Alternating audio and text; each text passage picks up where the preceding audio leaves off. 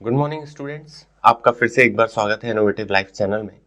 इस चैनल के माध्यम से हम आपको ऑब्जेक्टिव क्वेश्चंस के बारे में बताते हैं और ये क्वेश्चंस सारे गवर्नमेंट एग्जाम्स में पूछे जाने वाले हैं। इस तरह का हम इनमें क्वेश्चंस लेते हैं। जो पुराने एग्जाम्स के क्वेश्चंस हैं वो हमने इस सीरीज में रखे हैं जिससे आपका कॉन्सेप्ट डेवलप हो। और मेरा ऐसा विश्वास है कि ये क्वेश्चंस यदि आप पूरे ठीक से सॉल्व कर लेते हैं तो आपको आने वाले एग्जाम्स में भी इसी तरह के क्वेश्चन सॉल्व करने मिलेंगे। मैं बात कर रहा हूँ पटवारी 2023 की, मैं बात कर रहा हूँ सीपीसीटी की और वो भी सारे बैंक के एग्जाम्स क्वेश्चंस की जो अक्सर पूछे जाते हैं। वो काफी सरल रहते हैं और ये एक सब्जेक्ट ऐसा है जिसको आप विश्वास मान के चलिए कि पूरा के पूरा स्कोरिंग सब्जेक्ट है। तो चलिए इस टेस्ट सीरीज को फिर से एक बार देखते हैं। न्यू टेस्ट सीरीज के नए 20 क्वेश्चन है।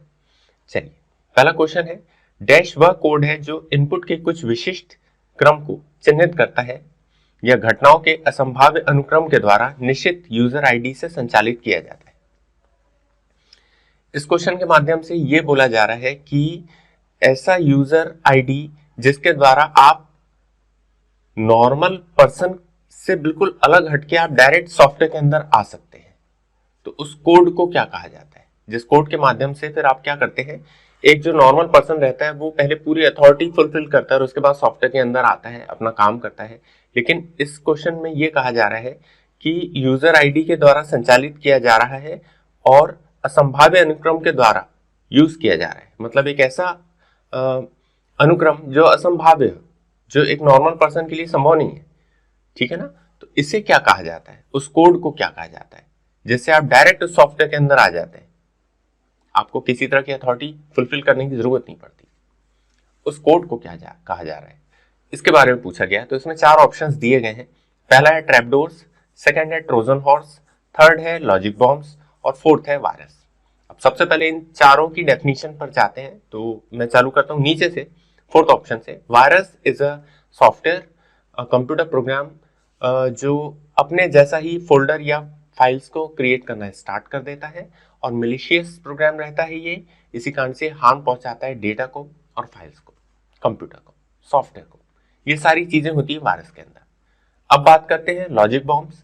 लॉजिक बॉम्ब्स ऐसे प्रोग्राम्स रहते हैं जो कुछ पर्टिकुलर कंडीशंस को फुलफिल होने पर एक्सप्लोड होते हैं। और जब हजार्ड की कुछ पोजीशंस आ जाती हैं कि नष्ट कर दिया सॉफ्टवेयर को, डेटा को खराब कर दिया, तब जब एक पर्टिकुलर पोजीशन आ जाती तब ये फिर शांत होते हैं, चुप हो जाते हैं। ये होते हैं लॉजिक बॉम्ब्स। उसके बाद आता है ट्रोजन हॉर्स। ट्रोजन हॉर्स कुछ ऐसे प्रोग्राम रहते हैं जो हम डाउनलोड करते हैं, इंस्टॉल करते हैं अपने कंप्यूटर में और वो दिखने में हमारे सहायक होते हैं।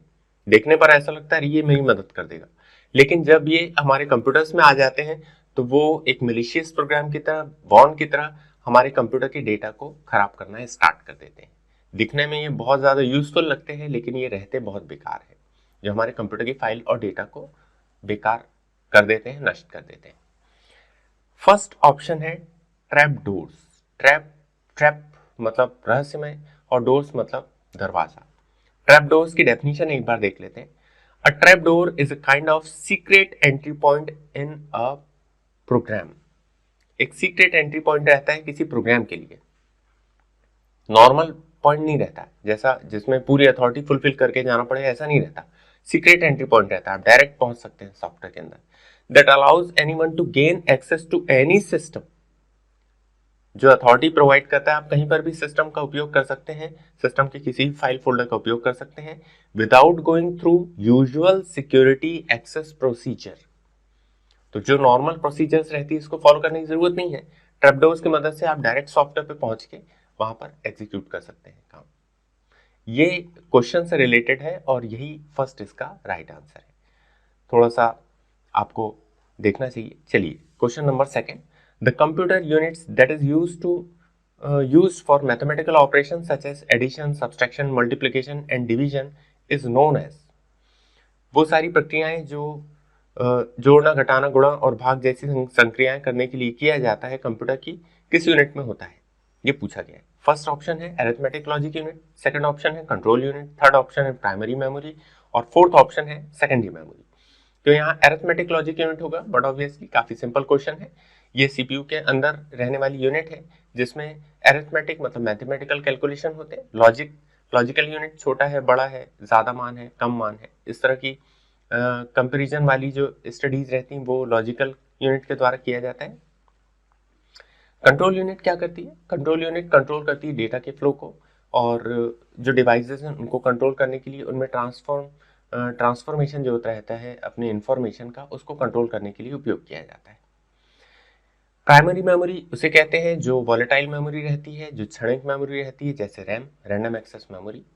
और सेकेंडरी मेमोरी वो मेमोरी रहती है जो नॉन वॉलेटाइल मेमोरी रहती है, जो स्थायी मेमोरी रहती है जैसे हार्ड डिस्क। चलिए नेक्स्ट क्वेश्चन देखते हैं, थर्ड क्वेश्चन। एमएस एक्सेल में एक और ऊपर बाएं कोने से द्वारा तथा नीचे दाएं कोने में सेल द्वारा चिन्हित किया जाता है, जिन्हें एक कॉलम द्वारा अलग किया जाता है। ये कहा जा रहा है एमएस एक्सेल में एक डैश को ऊपर बाएं कोने में सेल के द्वारा तथा नीचे दाएं कोने में सेल के द्वारा चिन्हित किया जाता है।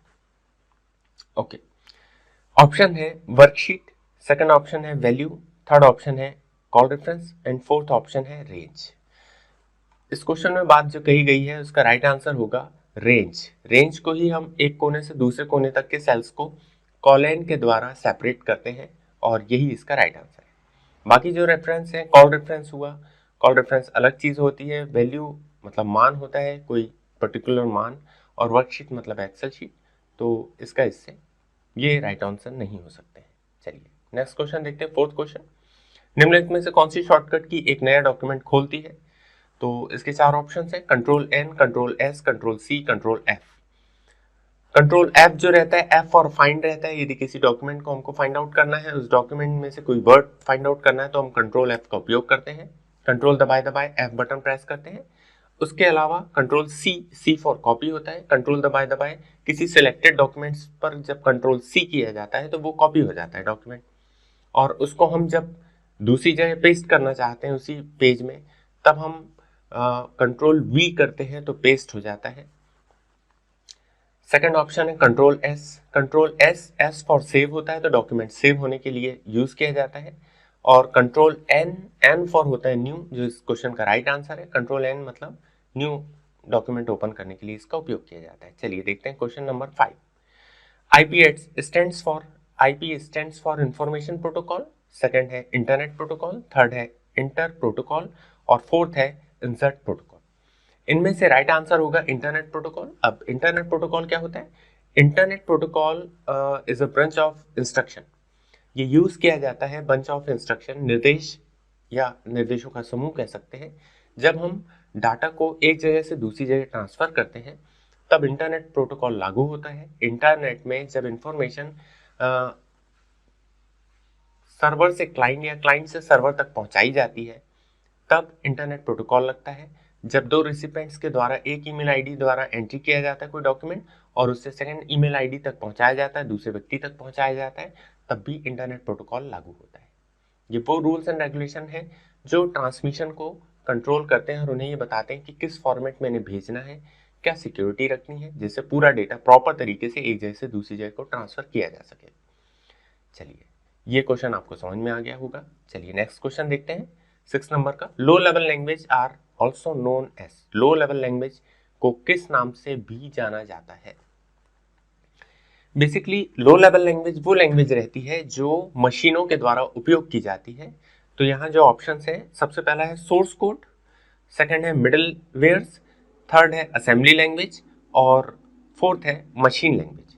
तो मशीन लैंग्वेज जो है उसे लो लेवल लैंग्वेज कहा जाता है या बाइनरी लैंग्वेज भी कहा जाता है। तो ये ऑप्शन या ये क्वेश्चन जनरेट होता है यहाँ से कि बाइनरी लैंग्वेज को और क्या कहा जा सकता है, ये भी पूछा जा सकता है आपसे। सोर्स कोड को हाई लेवल लैंग्वेज, जो सोर्स कोड रहता है उसे, सोर्स कोड को मशीन लैंग्वेज नहीं कह सकते। सोर्स कोड जो रहता है वो बेसिकली हाई लेवल लैंग्वेज का सूचक है, जिसमें हम किसी प्रोग्राम को डिजाइन करते हैं और उसके बाद फिर सोर्स कोड बनाया जाता है। चलिए नेक्स्ट नंबर का क्वेश्चन देखते हैं। यहाँ पर असेंबली लैंग्वेज जो बात कही गई है, असेंबली लैंग्वेज का मतलब होता है मिडिल लेवल लैंग्वेज, मतलब कि जो मशीन लैंग्वेज और हाई लेवल लैंग्वेज रहती है उसके बीच की लैंग्वेज को असेंबली लैंग्वेज कहा जाता है। ठीक है ना, मिडिल वेयर या असेंबली लैंग्वेज ये दोनों सेम चीजें होती हैं। नेक्स्ट क्वेश्चन देखते हैं, 7th। निम्नलिखित में से क्या टाइटल केस का उदाहरण है? टाइटल केस का उदाहरण क्या है? एमएस ऑफिस वर्ड में आपने देखा है टाइटल केस क्या होता है। तो टाइटल केस में बेसिकली जो भी वर्ड्स रहते हैं उसके 4 ऑप्शंस दिए हैं, तो दोनों वर्ड्स के फर्स्ट लेटर कैपिटल रहते हैं। टाइटल केस डियर सर में डी और एस जो है वो दोनों कैपिटल है, इसे टाइटल केस कहा जाता है, जबकि बाकी किसी में नहीं है। चलिए नेक्स्ट क्वेश्चन देखते हैं हम। एक सेल में D2 जैसा एक अल्फा न्यूमेरिक संयोजन का अर्थ निम्न होता है। इसमें 4 ऑप्शन है, workbook address, worksheet address, cell address और फाइल नेम। अब ये जो 4 ऑप्शन है इनमें राइट आंसर होगा सेल एड्रेस। सेल एड्रेस को D2 के नाम से जाना जाता है। एक्सेल में जब भी हम यहाँ पर गौर करते हैं तो आप देखेंगे कि यहाँ पर ये हुआ ABCD और यहाँ पर हुआ 2, तो ये जो दोनों सेल यहाँ पर मिल रही हैं इसे D2 कहा जा रहा है। और D2 एक एड्रेस है, बेसिकली ये एड्रेस है, क्योंकि जब हम प्रेस करते हैं D2 वाले इस बॉक्स पे तो हम बात करते हैं D नंबर के कॉलम पे और 2 नंबर की सेल पे, तो इसका एड्रेस है D2। अब देखिए यहाँ पर हम ये कर रहे हैं और यहाँ पे इसका एड्रेस आ रहा है D2, तो ये एड्रेस है जो बताता है कि सेल एड्रेस क्या है उसका, ठीक है ना। तो D2 उसका सेल एड्रेस होगा। ओके, नेक्स्ट 9 नंबर का क्वेश्चन है, एक डैश डिवाइस का उपयोग नेटवर्क से अनेक नोड्स को कनेक्ट करने के लिए किया जाता है। इसमें 4 ऑप्शन है, राउटर, रिपीटर, मॉडेम और हब, जिसका राइट आंसर होगा हब। हब एक ऐसी नेटवर्किंग डिवाइस है जिसका उपयोग नेटवर्क से अनेक नोड्स को कनेक्ट करने के लिए किया जाता है। तो बात करते हैं अपनी राउटर, रिपीटर और मॉडेम की। ये क्या चीजें हैं? ये भी नेटवर्किंग डिवाइसेस हैं जिनका अलग अलग उपयोग होता है। जैसे राउटर का उपयोग किया जाता है 2 डिफरेंट नेटवर्क को कनेक्ट करने के लिए, जो रूट बताता है।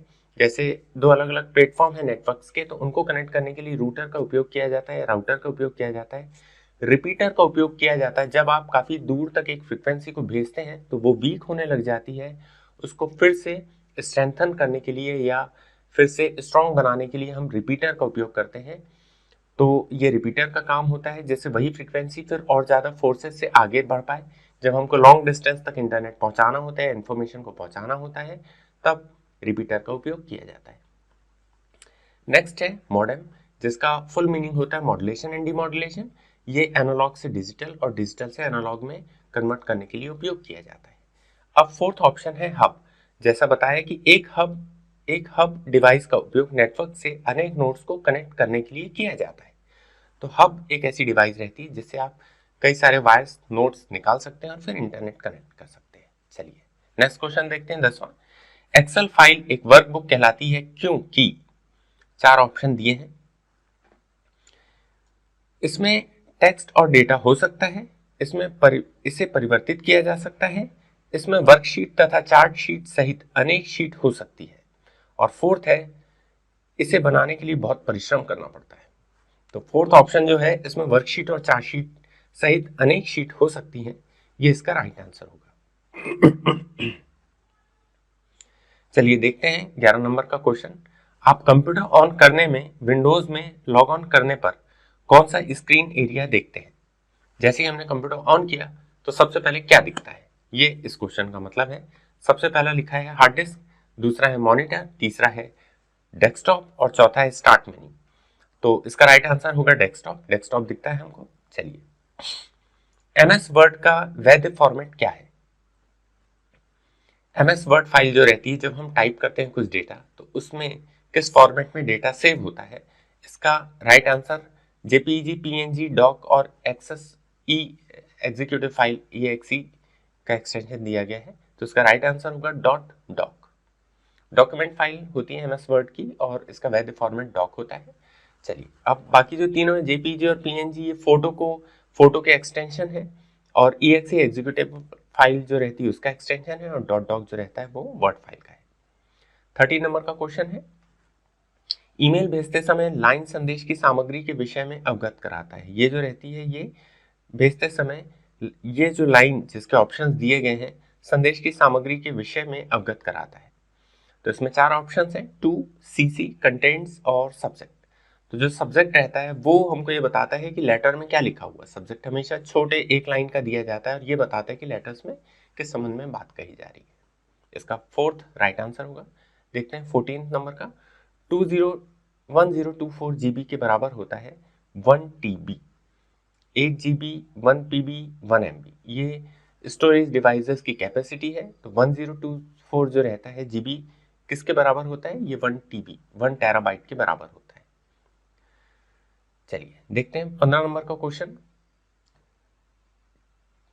सिलेक्ट की गई सेल्स में से MS Excel 2007 में एक चार्ट बनाने के लिए किस कीबोर्ड शॉर्टकट की का बटन दबाया जाता है? सिलेक्ट की गई सेल्स में 2017 में एक चार्ट बनाने के लिए किस की का शॉर्टकट प्रयोग किया जाता है? तो इसमें चार ऑप्शंस दिए हैं, F5, F11, F12 और F7। इसमें F11 का उपयोग किया जाता है जिससे आप चार्ट को एंट्री कर सकते हैं। What is the keyboard shortcut for creating a chart in MS Excel 2007 from the selected cells? तो F11 का प्रयोग किया जाता है, इसका राइट आंसर होगा। चलिए अगला क्वेश्चन देखते हैं। 16 नंबर का क्वेश्चन है। इसका एक अलग से वीडियो हमारे डिस्क्रिप्शन में आपको मिल जाएगा जिसमें आपको F1 से लेकर F12 तक की किस तरह से और क्या क्या उपयोग किया जाता है उसके बारे में बताया जाएगा। ये एक सेपरेट वीडियो है जिससे हम इस टेस्ट सीरीज को प्रॉपर तरीके से देख पाए। चलिए देखते हैं 16 नंबर का क्वेश्चन। जब आप इस सेवा से जुड़ते हैं तो आपका कंप्यूटर आपके इंटरनेट सर्विस प्रोवाइडर पर एक सर्वर के साथ कम्युनिकेट करता है। यह किसे संदर्भित करता है? जब आप किस सेवा से जुड़ते हैं, इस सेवा से जुड़ते हैं तो आप कंप्यूटर आपके इंटरनेट सर्विस प्रोवाइडर के साथ सर्वर के साथ कम्युनिकेट करता है। तो वो सेवाओं का नाम दिया गया है। सबसे पहली सेवा है मॉडेम, फिर इंटरनेट, फिर इंट्रानेट, फिर सर्वर। तो इसका राइट आंसर होगा हमारा इंटरनेट, क्योंकि इंटरनेट सेवा से जुड़ते हैं तभी फिर हमारा जो कंप्यूटर रहता है वो ISP इंटरनेट सर्विस प्रोवाइडर से कम्युनिकेट करता है, सर्वर के साथ कम्युनिकेट करता है और हम तक जानकारी लाकर देता है। चलिए नेक्स्ट क्वेश्चन देखते हैं। PDC का फुल फॉर्म क्या होता है? Pass domain controller, primary domain controller, post digital card और प्राइमरी डोमेन कार्ड। तो इसका राइट आंसर होगा प्राइमरी डोमेन कंट्रोलर। चलिए अगला क्वेश्चन देखते हैं।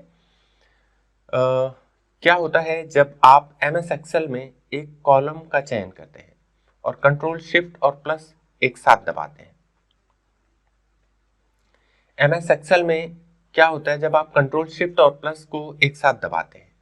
तो इसमें चार ऑप्शन दिए हैं। टास्क मैनेजर विंडो खुलती है, चयनित कॉलम के सभी संख्यात्मक मानों का योग हो जाता है, चयनित कॉलम से पहले एक नया कॉलम जुड़ जाता है और नई वर्कशीट एक नई वर्कबुक में जुड़ जाती है। तो इसका राइट आंसर होगा चयनित कॉलम से पहले एक नया कॉलम जुड़ जाता है।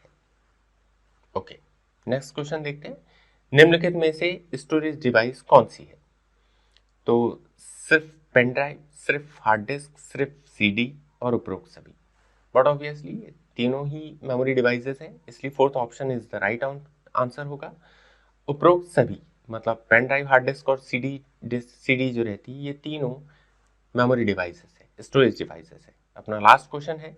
निम्न में से कौन सा शब्द इंटरनेट ईमेल से संबंधित है? इंटरनेट या ईमेल से संबंधित शब्द कौन से हैं? प्लॉटर, स्लाइड प्रेजेंटेशन, बुकमार्क और पाई चार्ट। अब जो प्लॉटर है वो एक आउटपुट डिवाइस है जिसमें हम फ्लेक्स निकालते हैं, तो ये नहीं हो सकता। स्लाइड रिप्रेजेंटेशन या स्लाइड प्रेजेंटेशन जो रहता है वो MS पावरपॉइंट में किया जाता है, इसलिए ये भी नहीं हो सकता। नेक्स्ट है बुकमार्क। बुकमार्क वो टेक्निक है जिसके द्वारा इंटरनेट पे आप किसी भी सामान को एक पर्टिकुलर पोजीशन पे सेव कर सकते हैं। वेबसाइट आपने ओपन की, उसमें कोई एक टॉपिक है, फिर दूसरा है, फिर तीसरे टॉपिक के पांचवें कॉलम में एक अलग नया पेज ओपन हो गया और उस पेज को आपको सेव करना है अगले रेफरेंस के लिए। आने वाले समय में कब आप जब देखेंगे तब तो क्या होगा, आप बुकमार्क्स का उपयोग करके एग्जैक्टली उस पोजीशन की URL को आप सेव कर देते हैं। जैसे जब भी कभी आप उस इंटरनेट ब्राउजर को उस पर्टिकुलर इंफॉर्मेशन को ब्राउज करना चाहते हैं तो आप बुकमार्क पर जाके टिक करते हैं और वो चीज़ पूरी फुल खुल जाती है। इससे क्या होता है, इससे ये होता है कि हमारी समय की बचत होती है, हमको बार बार उस वेबसाइट को उस पेज तक ओपन करने की जरूरत नहीं होती है और इस तरह से हमारा काफी टाइम बच जाता है। पाई चार्ट की बात करते हैं तो पाई चार्ट एक एक्सेल में उपयोग होने वाला एलिमेंट है, तो ये इससे संबंधित नहीं है। चलिए, मेरा ख्याल है कि ये टेस्ट सीरीज आपको पसंद आई होगी। यदि पसंद आई है तो प्लीज हमको आप शेयर करिए, लाइक करिए और कमेंट्स करके बताइएगा। Thank you so much, all the very best.